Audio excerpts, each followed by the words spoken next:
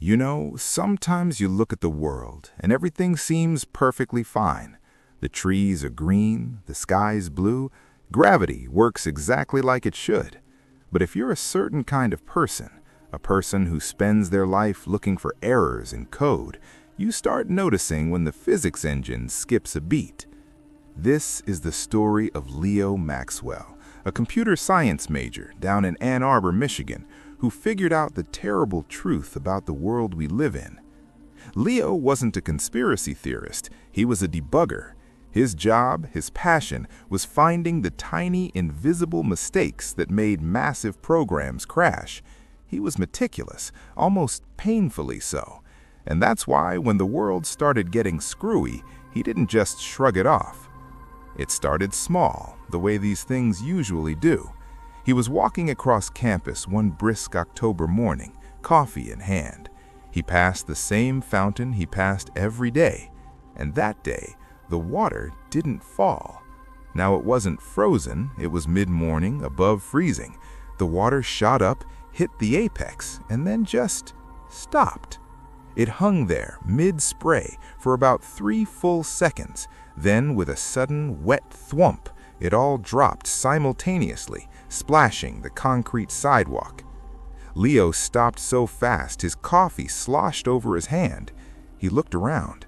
Nobody else seemed to notice. A guy on his phone walked right through the residual spray without even looking up.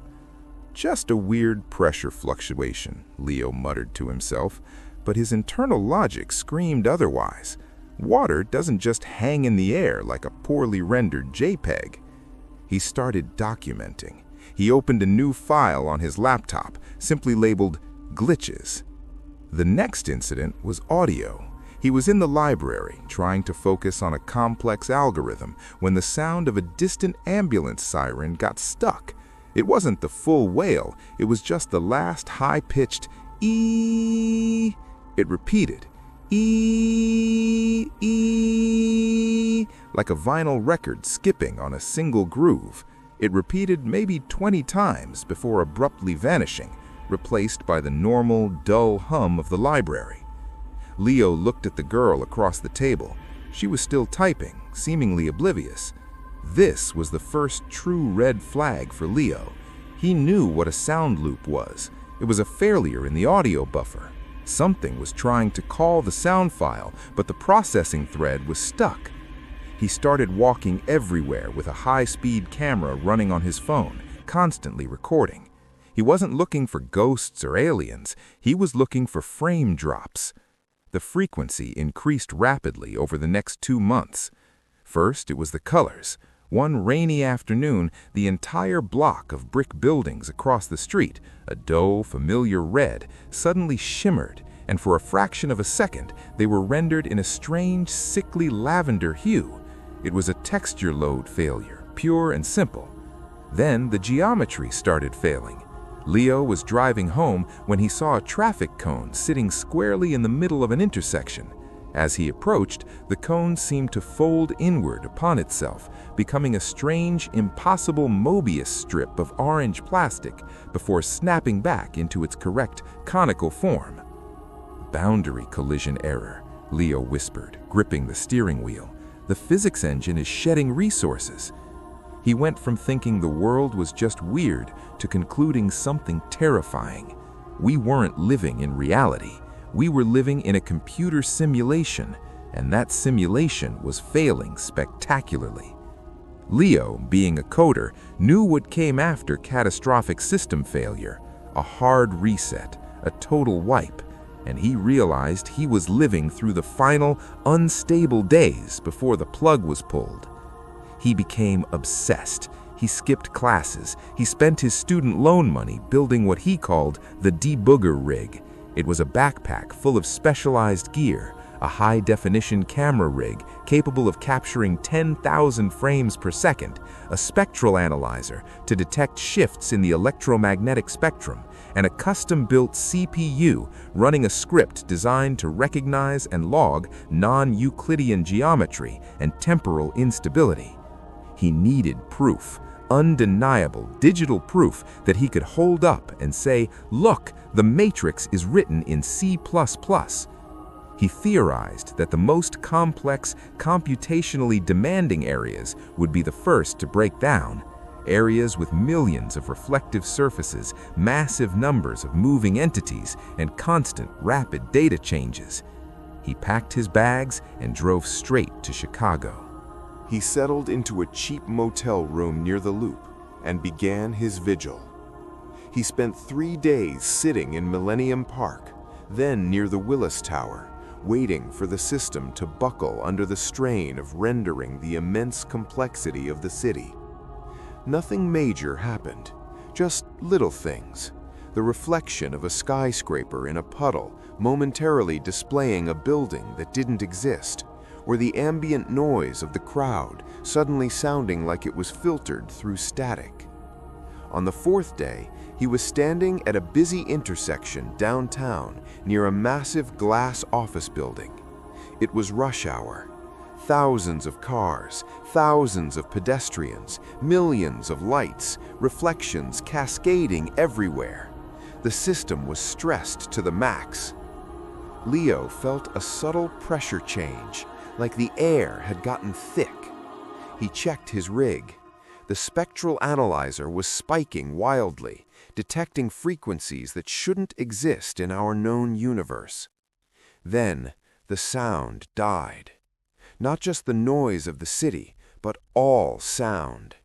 The blare of a horn, the screech of a subway train, the chatter of 100 people, it all dropped out, replaced by a low mechanical thrumming.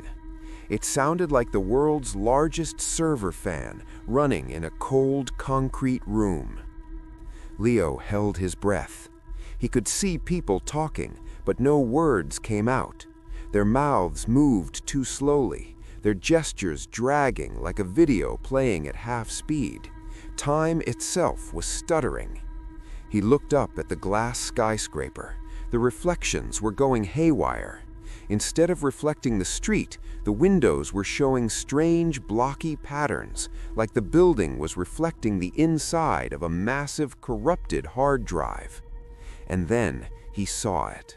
The thing he had been waiting for, the undeniable evidence.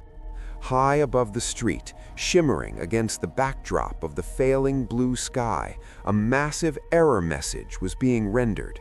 It wasn't in English or any human language. It was a column of pure, corrupted binary code, thousands of digits long, pulsing with a faint, corrupted red light. It looked like a tear in the sky, a massive rip where the background texture had failed and the underlying code was bleeding through. It was a memory dump, a critical failure log. Leo's heart hammered against his ribs. He adjusted the debugger rig's focus, aiming the high-speed camera directly at the binary column. He hit the record button. His rig's internal clock started screaming. The recording speed jumped to its maximum capacity. He was capturing the moment the simulation was crashing. The binary column grew brighter, pulsing faster. The mechanical thrum grew louder, vibrating in Leo's bones. The world around him started to distort. The cars on the street began stretching, their front ends elongating into impossible shapes, like digital clay being pulled apart. The people looked like they were dissolving into pixels. He watched the column of code for 5 agonizing seconds, making sure the camera captured every digit of the catastrophic error code. Then, the red light intensified to a blinding white flash, and then silence. The sound rushed back in a jarring, painful wave, the horn blaring, the train screeching, the laughter of the crowd. Time snapped back to normal speed. The colors were vibrant again. The cars were the correct shape. The massive block of binary code in the sky was gone. The glass skyscraper was reflecting the street perfectly. The world had just experienced a massive, terrifying system reboot. Leo stumbled back against a lamppost, breathing heavily. A woman walking past gave him a strange look, assuming he'd just had a dizzy spell. He didn't care about the woman. He didn't care about the dizzy spell. His hands were shaking, but he managed to check the debugger rig. The file was there, a massive encrypted file containing 5.2 seconds of temporal and geometric instability, culminating in the high-definition capture of the simulation's critical error code. He had the proof. He had the log. He drove back to Ann Arbor in a daze. He spent the next week analyzing the binary code, confirming what he already knew. It wasn't random. It was structured, repetitive, and deeply corrupted. It pointed to a massive memory allocation failure. The system had simply run out of room, or the core processing unit was overheating. He tried to show people. He tried to explain the concept of a render distance error to his professors. He showed the footage to his roommates, the impossibly stretched cars, the sound cutting out, the massive block of glowing binary code. They laughed. They said it was a sophisticated deepfake, or maybe he was stressed and needed sleep. The human brain, after all, is a master of filtering out what it can't process. Everyone else had experienced a momentary lag spike or a strange feeling of déjà vu. They had already filed the event away as a minor annoyance. Leo knew better. He knew that when a system fails this spectacularly, the developers don't just patch it up, they prepare for a full rollback, a total reset. He looked around at the world, the beautifully rendered trees, the perfectly consistent gravity, the predictable movement of the stars. It was all a grand, fragile illusion running on old, failing hardware. He was the only person with the smoking gun. He was the only person who knew that we weren't just living in a failing program. We were living in its final, corrupted moments, just waiting for the system administrator to pull the plug and start over. And unlike everyone else, Leo had the crash report sitting on his hard drive, proof that the countdown had already begun. He keeps the file safe. He waits. And every time the light flickers just a little too long, or a bird flies in a strange, jerky pattern against the sky, Leo just nods. He knows that the next glitch might not be recoverable. And when the final, blinding white flash comes, he'll be ready. He just hopes he gets one last chance to save the file before the whole world turns to static.